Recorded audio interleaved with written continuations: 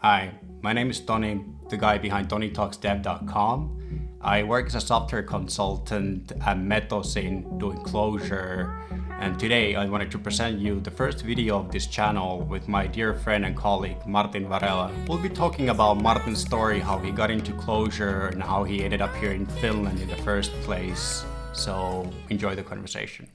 My name is Martin. I've been doing Clojure for like 7 years now. 7 years probably. Professionally for 6. I grew up doing research. I mean, I have a computer science background, but I didn't work in software per se for a long time. So I was doing science most of my adult life. And 2017, I got a bit tired of all the hassle of securing funding and chasing after potential customers and stuff like that. And decided I needed a break. So almost 40, I kind of changed careers. And at the beginning, it looked awesome. I went to work for Expo, which is a company that does network monitoring software, or hardware and software.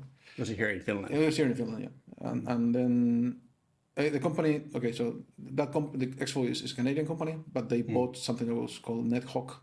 That was a kind of old company that did monitoring probes for telcos.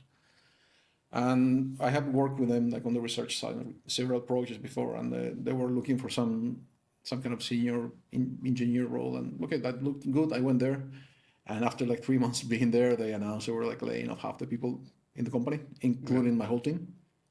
So that was okay, like not the great start for the new career at 40. But I had a couple of months that I was supposed to go to work, but we didn't have anything to do. So I started reading stuff. I have been doing a bit of Julia for statistics and like number crunching and stuff like that. And then I remember having seen some stuff about Clojure, I don't know, on Reddit or Slashdot or wherever it was at the time. And I hadn't really tried it, so I got a copy of the Clojure for the Brave and True and started working through that. And for the first time in a long time, and I can tell you exactly how long, it's like 16 years, I found programming fun again. The previous time it had been Ruby. Like when I remember kind of finding out about Ruby, like in 2001, I was living in France at the time, doing my master's, and I was reading Slashdot and came across Ruby, and it was like, okay, like in a day I was doing stuff that it would take me days to do in C before. So it was, okay, this is magic. And with Clojure, it was a bit like that. It took a little bit to click. I mean, I was not entirely new to functional programming. I've been doing some Haskell before, so okay, I had the basics there. But it was fun. So I started actually doing some coding for fun, which I haven't done in ages. So basically, you waited 16 years to find coding fun again. And yeah, pretty much. I mean, I have been doing quite a bit of coding. Like when you're doing science, you need to do like mostly like data processing stuff. So you have some sort of text or whatever, and you need to clean it up and do some analysis. And so there was a lot of that, but mostly kind of disposable type things. They're not really. We did do some larger projects that were meant to be used, but then I was not really coding there. It was mostly like architecting or doing some other bit more kind of high level stuff, but not getting my hands dirty, as it were. And then I started, having fun again with that. And then I was a few months looking for a job. And at the beginning, I was not looking for like a development job. I was looking for more like data science or something that was kind of a bit closer to my comfort zone. And then it took a while, actually. And then I found a position in a company called Goldstats, and they were doing quality monitoring for WebRTC. And my background in science is quality of experience, so that was exactly a good topic. And WebRTC is kind of still like an open problem, so it was interesting. And then the job basically entailed doing the research part, trying to figure out how to build a model for that, and then implementing it in a kind of a production environment where you were getting like tons of data, like real-time data, and you need to do almost real-time calculations to provide feedback on the quality of the calls and so on. So I started working there, and first couple of days I was building some test platforms, so like a test bed thing, like virtualized networks and so on. I was trying to push some Clojure into there, but Python. The guy that was my team lead, Leonard, he's a great guy, but he was very Python oriented. So okay, did some Python.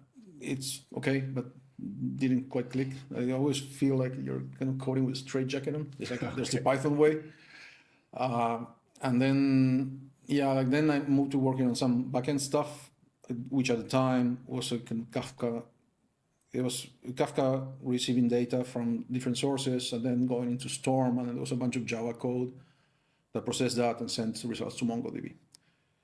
Do not use MongoDB ever. Okay. Like whatever you do not use that. The Java thing was kind of crap. It didn't work, and it was very bloated, and the architecture was really like okay. It was complicated.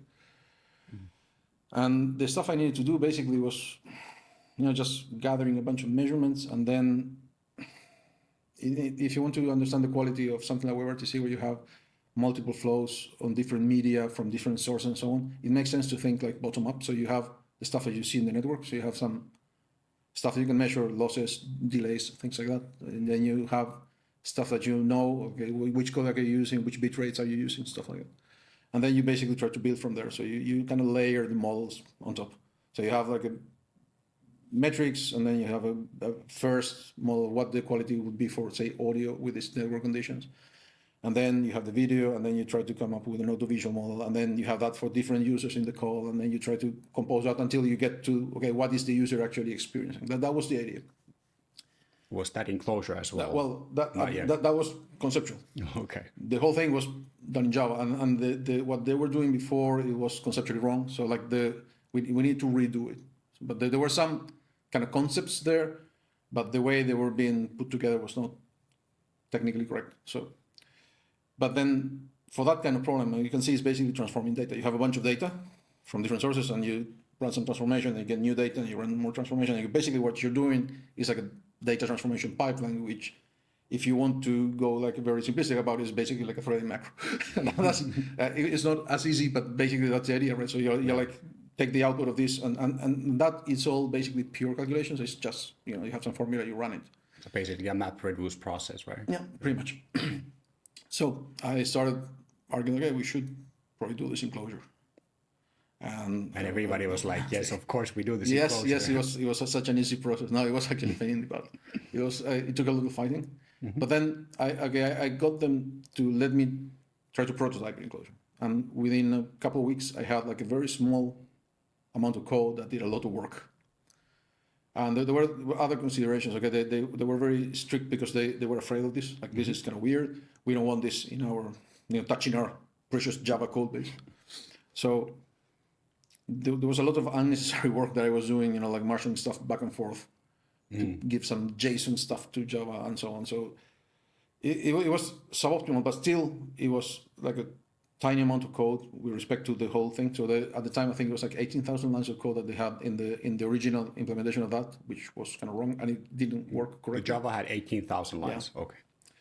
And then the Clojure. I think the first prototype was around like 600 lines of Clojure doing the whole thing.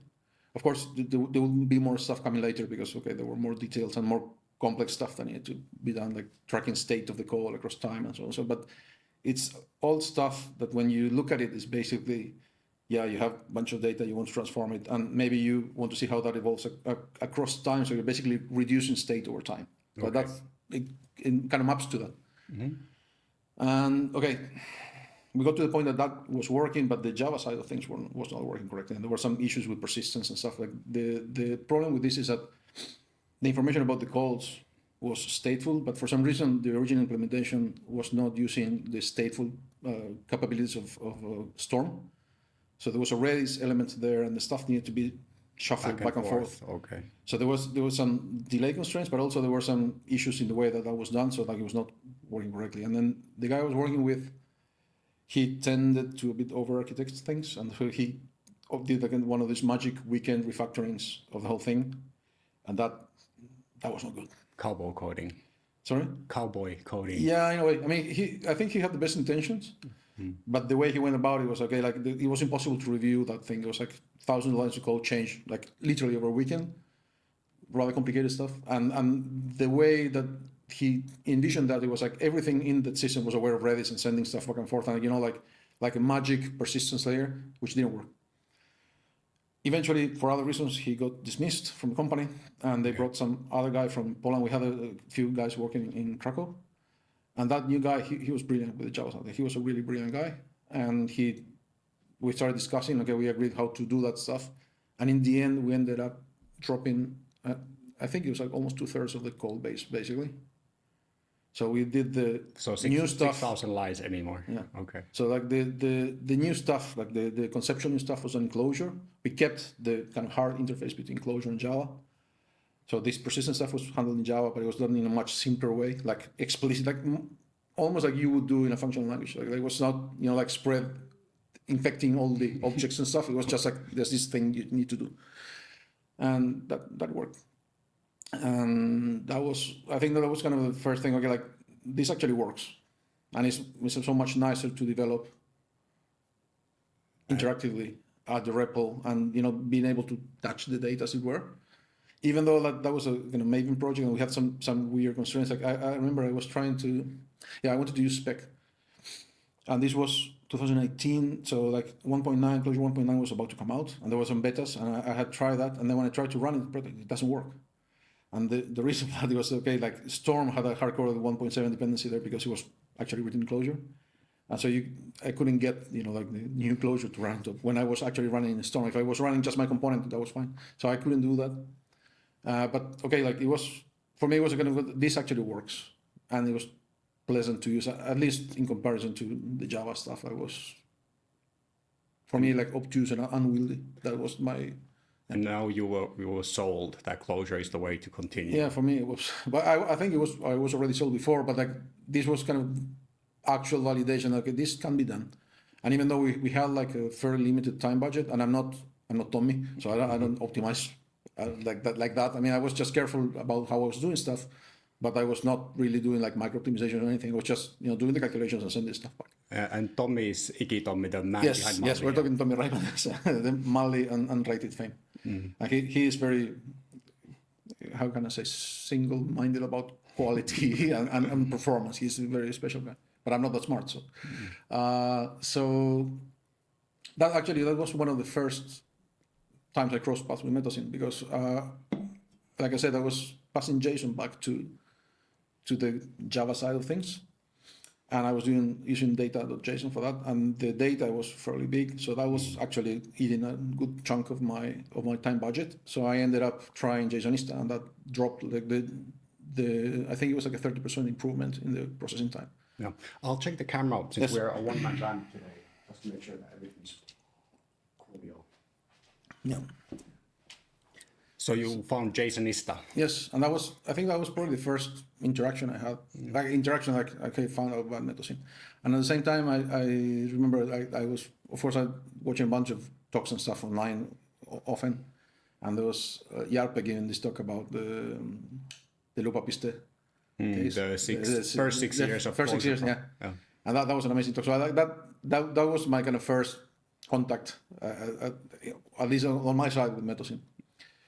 So anyway, about a year and a half after I started there, the company went bust. So again, looking for a job, I actually applied. I went to interview with Google in Stockholm. They didn't like me. So I ended up looking for something different. And I came across another company here in Oulu. I knew the CEO of that company. We knew like socially from we have friends in common. And they were looking for someone to do some C# stuff. And I didn't know any C#, but hey, it's not that different from Java. So I said, hey, sure, why not? Would it work? And they said, yeah, sure. We had a chat, and I went to work for them, and I was doing some stuff. It was interesting. The company is called Profilence, and basically they do this kind of testing. They have a testing product for embedded devices, mostly like Android devices. And nowadays, a lot of this automotive stuff. Okay. And they had, at the time, I think there were like maybe 10 people at the company. The company was like 5 years old, something like that. They founded by 3 ex-Nokia guys. And as in many cases with a startup, you start with something and you stick, build a prototype and grow from there. And in this case, the whole data store was based on Cassandra. So the problem with that is that when you're doing this type of testing, there's a lot of like log data and stuff that comes. So it kind of made sense maybe to store all that stuff in Cassandra, just write, that's okay. But the problem is when you start looking into the analytics, then Cassandra is not the happiest place to be. Because for anything that you want to know, you basically have to have a denormalized table. I mean, you cannot do proper queries there. So I mean, you cannot join stuff. So like if you want to join, you have to know in advance, and then you can store the data already joined. So we started looking into how we could maybe make that better somehow. And of course, I I did my stuff. So I brought Clojure to a .NET shop, but not Clojure.net, but like regular stuff. And the idea was to share, because the way the things were being done at the time, it was everything's done batch every so often, every day, the different processes at different times. But basically doing the analytics in batch. And the way it was done, it was a bit, because everything is stored in Cassandra and everything is stateful, so they need to track, is this dirty or clean, and how we look at this already. So there was a lot of kind of overhead on that. So we started thinking, okay, how can we do this a bit better? And the idea, because when you have a good hammer, then everything looks like a nail. So I said, hey, like we can do some stream processing here. And we ended up doing like Kafka streams into the Clojure server that was doing the stuff. And then because we were being a bit cowboyish, I used XTDB for storing that stuff, which had some advantages and disadvantages, but mainly the advantages because we didn't really know what we wanted to extract from there, but we knew that we wanted to be able to navigate across different data groups and data sources, stuff like made sense. Like if you're in a GraphDB, you can easily do those queries. Performance-wise, there were some issues, and so yeah, we implemented that. And the idea that this would be like not the source of truth, but it would be something that, okay, we derive from the main database, we do the analytics there, and the original idea is we can dispose this and recreate it on demand. In practice, that didn't quite happen because the amounts of data were so large that the disposing of was not very practical. So we started trying, and we did some tests with customer data and so on, and the importing phase was kind of slow. So we decided, okay, at some point we need to change this into something that is persistent. And the other thing is that, of course, the APIs that started growing, that it started including stuff that was like adding annotations or making some markings or stuff. So like you were saving some other data that was not in the main data source.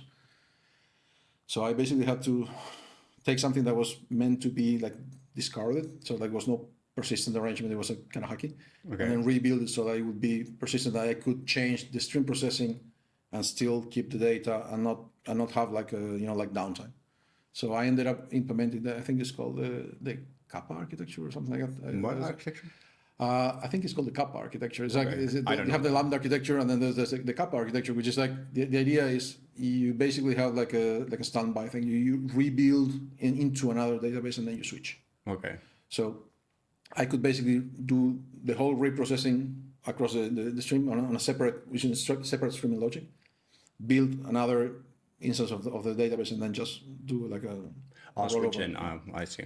And that actually worked, but it was a lot of work, and there was some stuff that were not necessarily, when you're doing like this kind of event source stuff, it looks very nifty and it's very nice, but there are some edge cases when you need to replay, for instance. In Kafka streams, you don't have any ordering guarantees. So there's stuff that comes to different topics and it will be processed in parallel. And when it comes, of course, you have the ordering because of how things come. So like you do this, and then, like you say you have some data that comes, you process it, and then someone comes and does something in the API, and you add some data to there. So that, like, because of the natural order of things, just works. When you're replaying it though, and you have like this kind of CQRS architecture, that doesn't work anymore. Because you're not sure when you replay the API thing, there's nothing to guarantee that the stuff that you need to be there is already there. So I needed to implement some kind of dependency tracking and some other things, and also some batching for the Kafka streams, because that's not a thing that was there. So that was kind of tricky but interesting. And all in Clojure. All in Clojure, yeah. Actually, the batching for the Kafka streams in Clojure was like, I actually showed that bit of code when we did the first meetup. Okay. It's like a page of code. Yeah. But it took a while to get to that.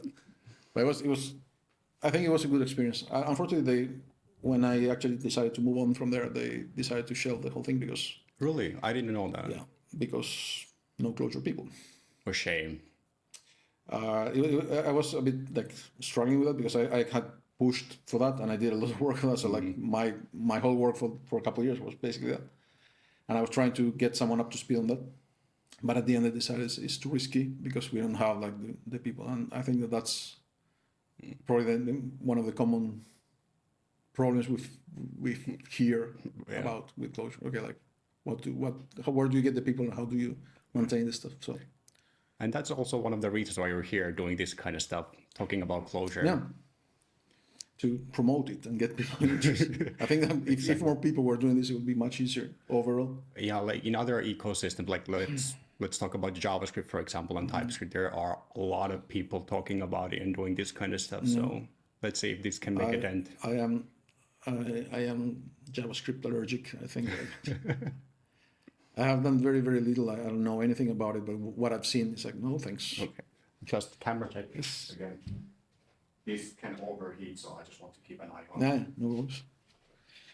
So, but it came to mind that when we did the first meetup and I presented that stuff, I had this phrase about how to describe the why Clojure, and I think that's a good one. It's like whatever the opposite is of the death by 1,000 paper cuts. It's like it's just so nice developer experience and things just basically work. yeah. And I think that has only improved with time. Like the tooling we have now is almost magical. So like you can do so much good stuff with it. Yeah, and just to let the audience know, we've organized a couple of meetups here in Oulu. So yeah, we have been. We should actually restart now in the fall. Yeah, because we haven't done it for a few months now. But yeah, we did some for like getting people started with Clojure, and then we did some bit more specific stuff. We did a XTD one, I think, or I don't even remember anymore. We did one for front end stuff. For React. One for the tooling stuff also, I think. Yeah, we should do some more of that. We need to get back to that after the vacations. We're still on summer vacation. Yeah, technically we're still. Well, I have like 1 day and a half of vacation left, so I'll be here on Monday. But what happened after Profilence? After Profilence, I came to Metosin. Well, actually, that was maybe a bit longer story because you contacted me like 3 years ago. 2, 3 Yeah, I contacted you when I started here at Metosin. Yeah, but yeah, like so we had a friend in common and. You contacted me when you started, but then you contacted me again like a year later. Yeah, a year later. So that was like 2 years ago. Yeah. And it was like, yeah, like the CEO of Metosin would like to talk to you. And I'm like, okay, what is this? And the thing is, like, I had, of course, I knew of Metosin, and when I was looking for a job, I had not thought about applying because, okay, this legendary people there, and like I've been using this for a while, but I'm new. So yeah, like I talked to Mikko, who was the CEO at the time. He's one of the founders of Metosin. And at the time, to be honest, I was very flattered by the invitation, but I was quite happy still. Like at Profilence, I didn't feel like switching, but I think it was kind of a start of a good friendship there, and started being more in touch with you. And we organized some stuff here in Oulu, and I think that was kind of nice. Yeah, we did soft recruitment or a year and a half or something, or at least a year or something. Yeah, we did the first meetup before you joined Metosin. Yeah, it was it like December or November or something? It was December, a year and a half ago. Yeah. Year and a half ago, yeah. And then a couple more, and then, yeah, at some point I decided, okay, maybe it's time to switch up. So I contacted Mikko it was like June last year.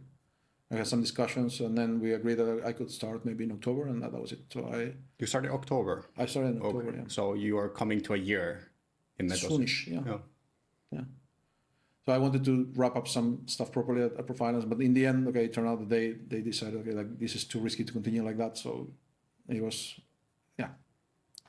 I think it was a bit painful for everyone, of course for them because they had invested quite a lot on that, but for me also because like, okay, like there was a lot of work and I wanted to do it right, but yeah.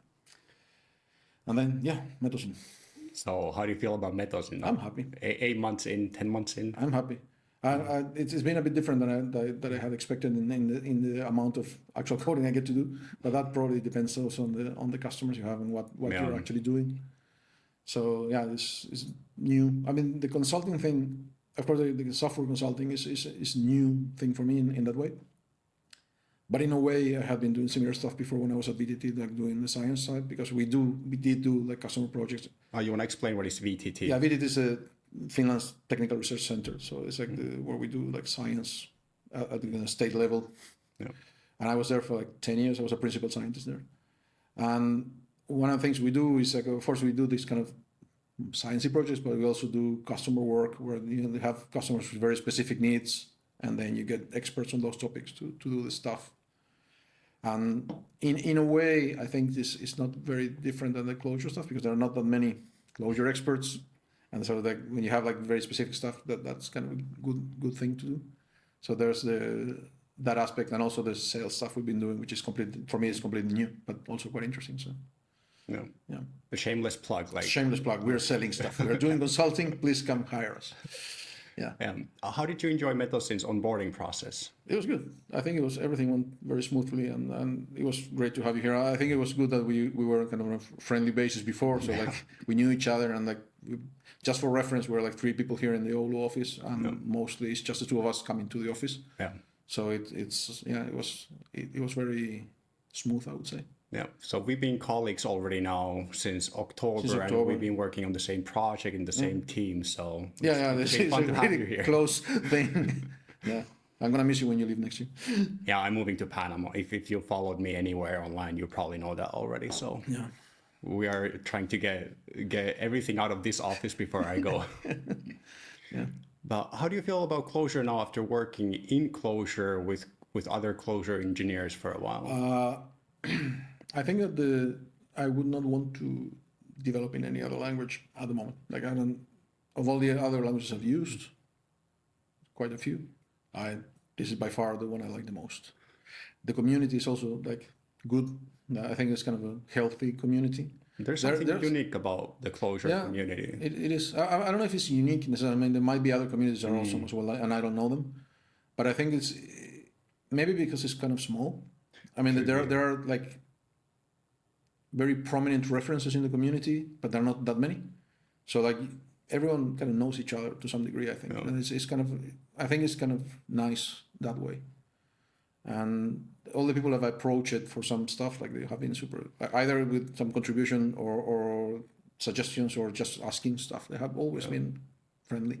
Yeah, everybody's really friendly in Clojure and in Reddit and in all the. Yeah, I haven't found anyone who's well, okay, there's a couple guys on the Clojure verse that like borderline, maybe they're trolling, but I think that it's very very marginal. Yeah. What's the best thing in Clojure? If you had to pick one, what would it be? I think it's the immediacy of working in the REPL. Like you have the stuff there, and literally, like the analogy I have is like you're literally touching data. Yeah. And you have like good support for data literals. Like in other languages, you have to create an array and insert stuff into that and whatever. Like just being able to see data, visualize it, and then do transforms and like you get just because of immutability, you can do whatever you want with it and try stuff. And does this work? Does it not work? Can you do it better somehow? And then just go there. And I think that the tooling we have now, I'm a kind of old person, so I use Emacs, which is kind of, I think is kind of par for the course for the community, but also like there's new tools. Like I'm thinking particularly about Flowstorm and Portal, which have like increased my productivity enormously because you can really see the execution, like literally see the execution. Yeah, you showed me how to use them. So I think it's like magic. So like Portal is basically like a data visualization tool. So you can throw data there and it's going to visualize it nice and you can format it in different ways and you can explore it. And, like, let's say you have a huge map and you can navigate to something and then bring it back to REPL and do more stuff there. And Flowstorm is this kind of trace debugger, which was written by Juan Monetos, which is also from Uruguay, which is nice. I actually met him back home and he's an awesome dude.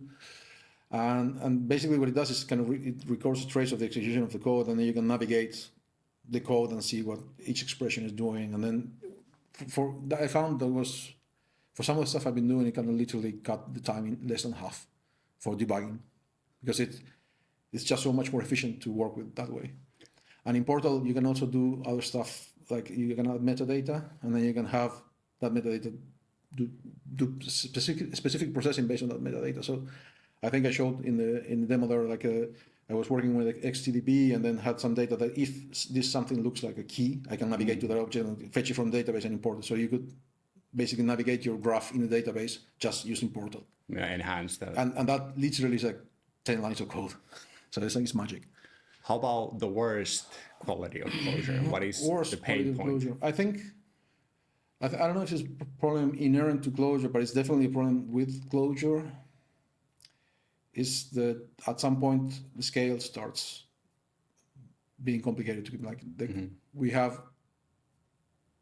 I won't name the customer, but we have a large customer with large code base and a complicated thing, many microservices and so on. And then first, the whole microservice architecture is kind of harder to reconcile, I think, with the REPL-driven development, because you need to have everything up and running, or just like work in a more traditional way. If you don't have the access to, say, your live system, I think that's kind of a problem with some architectures probably. And the other thing is, okay, like when there's no good documentation and you have like a code base that is very large and developed by people in some prehistoric times, then it's kind of hard to figure out exactly what's coming in if you don't have specs and so on. So, okay, for many things, okay, you have Mali, you have spec, and there are things, but in many of those modules and stuff we're working with, there's no documentation about what to expect, and that has beaten us several times. Yeah. So I think that is a problem which arguably could be solved with discipline. But then, of course, you have someone who likes static typing and would say, yeah, like static types do that for you. And they would be right. Yeah. So like that is a thing. I think that you need to be very deliberate about how you treat your data shapes. Yeah, and everything is a map works, but you need to know, okay, what's in the map. It requires more of a craftsmanship kind of. Yeah, I think it's like this discipline thing. Really. Exactly. I mean, I don't buy necessarily into the Haskell or Scala mentality, like types will solve all your problems, because they don't. But this type of thing is definitely an issue, and it can be kind of, sometimes it's trivial, but sometimes it's not so trivial. So yeah, I think that is the say, when you lose access to the interactivity, which is for me the kind of the most appealing aspect of Clojure, and then the data. Yeah. Once again, camera check. We're still good. So let's go back to your origin story. Yeah, you mentioned that you're from Uruguay. And how did you end up here? By accident. I actually 2000. So I did my engineering degree there. So computer engineering. I wrapped up in 2001 and immediately moved to France to do a master's. And that went well enough that I got funding to do a doctorate, and I just kind of stayed there. And then I wanted to stay in France. I was in an INRIA team, which was awesome, like scientifically awesome. And I liked the place. I was living in Rennes, in the western side of France, in Brittany. I really liked it there. It was like, I found my home. But of course, to enter there, I would need to go do a postdoc somewhere and just get some more creds and then come back. And so I started looking for opportunities for a postdoc, and I got this ERSIM funding. Originally, I wanted to go to Switzerland and Sweden. I knew someone in Sweden at SIX that was working on topics that are related to what I did, and someone in Switzerland as well at PFL. But then the Switzerland thing didn't go through, and I needed to have like 2 hosting labs at a time for this funding. So I thought that was, okay, this is it. I lost it. But then someone from VTT said, hey, we'd like you to come here. And I had never heard of VTT or Oulu before. So it was, okay, sure. I mean, I didn't have anything else to do. So I went to Stockholm for 9 months, and then I came here for 9 months. And after 3 months here, they offered me a permanent position. That was a no-brainer. Yeah, pretty much, yeah. Because it was, okay, like scientifically, I kind of lost a bit, because I think the stuff I was doing in INRIA it was a bit better in that way. But of course, like, there was no need to move. The money was better, and it was a sure thing. In the INRIA thing at the time, there were very few open positions for a lab that is kind of national. In France, there's like 3,000-4,000 people working there, and there were maybe like a few, less than 10 open positions that you had to compete for. So it's very competitive. So this was, okay, like, this is something sure, better money. I don't need to move internationally again. So we stayed. That's a pain. Sorry? That's a pain. Move internationally. Yes, it is. You know this. It is. And so, yeah, I've done it twice in a year before, so I was not really eager to move again. So, yeah. So we stayed. And then I was at VTT for like 10 years. So I finished the postdoc, and then started as a senior scientist, and then principal scientist. And I liked it. At the beginning, it was awesome. But the situation here in Finland for research has deteriorated. I think it's not just in Finland, in Europe as a whole, and probably in the US as well. Like, the funding situation has deteriorated a lot. And so I was in the networking team. I always worked in a kind of networking area. And then at the time, if your research didn't have a 5G somewhere, you wouldn't get any funding. Okay. Stuff like that. That was kind of silly in a way, and very annoying. So last year I was there. I was doing stuff that was not really that interesting for me anymore, and like looking for funding. And so I said, "What's the point? I'm not actually doing the stuff I enjoy, so might as well go somewhere else and make more money."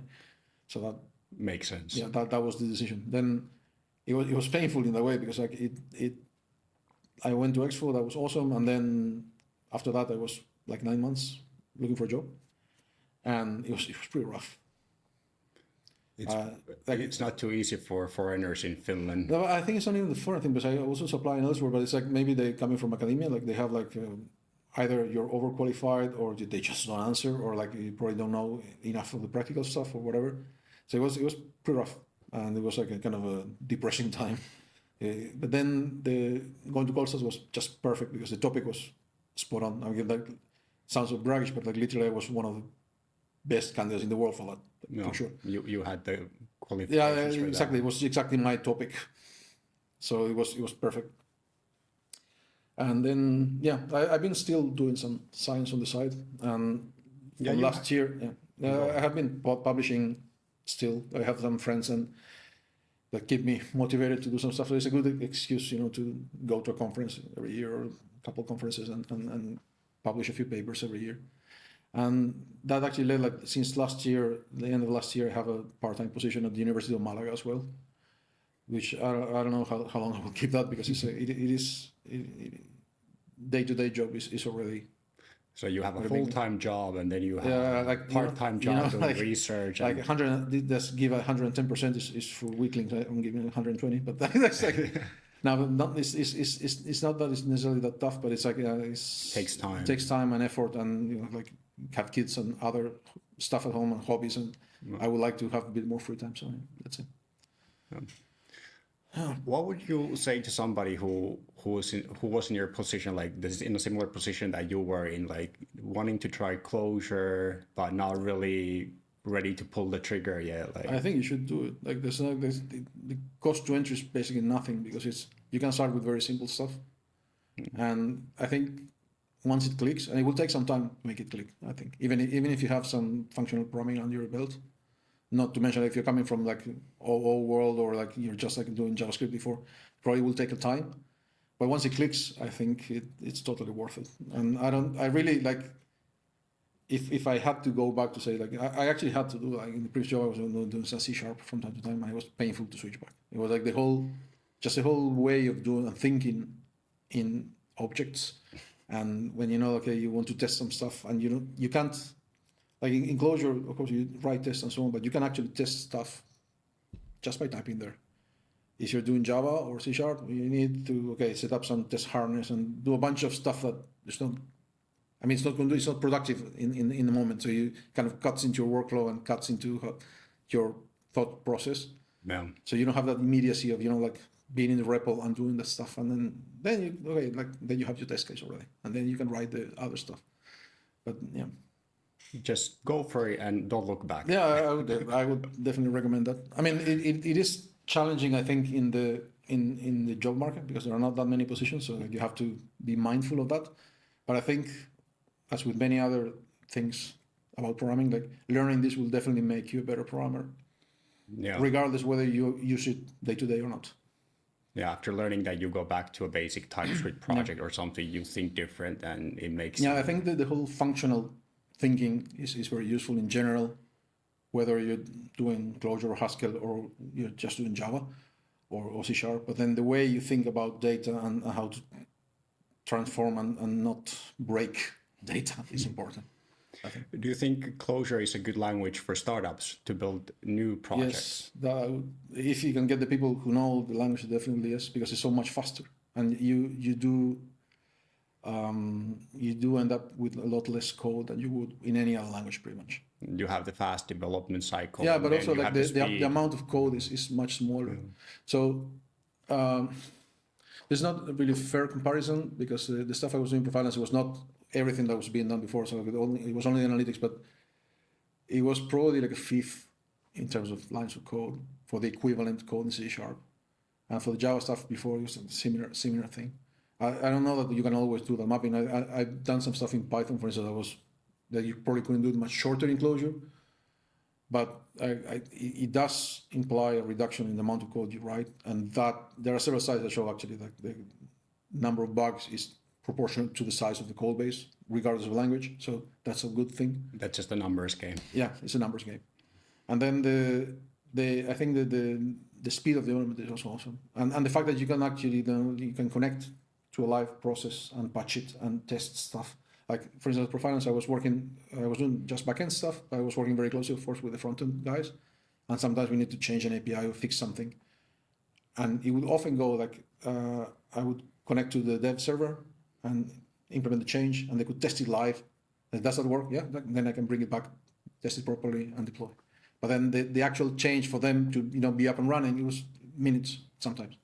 So like literally like almost real time. Really quick. I've heard these stories from other people as well. Yeah, it is completely different. Like you don't need to compile something and then send it somewhere and then like do the whole spinning up thing. It was just like connect to REPL, change. I mean, sometimes you screw it up. That there's also that risk, but oftentimes it was like that. Like the process for this type of interaction with the front end guys was, okay, do I understand what they need? Then I test it on my local setup, my REPL. That seems to work. I connect to the dev server, eval the code I just wrote, have them test it, and then that will work. Then I continue on my local setup. But you have that immediate validation, and if it was something that was broken, they could just keep working while I did the proper fix. So I think that was very good. Oh, sounds good. Yeah. One more question before we wrap this up. Do you have any recommendations for learning Clojure? I don't know. Yeah, I did it with the Clojure for the Brave and True, which I think is an awesome book. It's a bit goofy at times, but it's good. It keeps you motivated.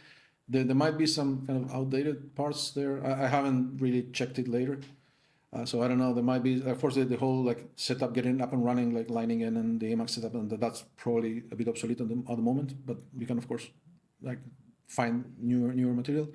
And if you haven't done any functional programming, I think this Afir's Clojure from the ground up is a really good thing. I didn't use it myself as a learning tool, but I went through it later, and that guy is brilliant, and that tutorial is written in a brilliant way. So you literally start from nothing and build from there.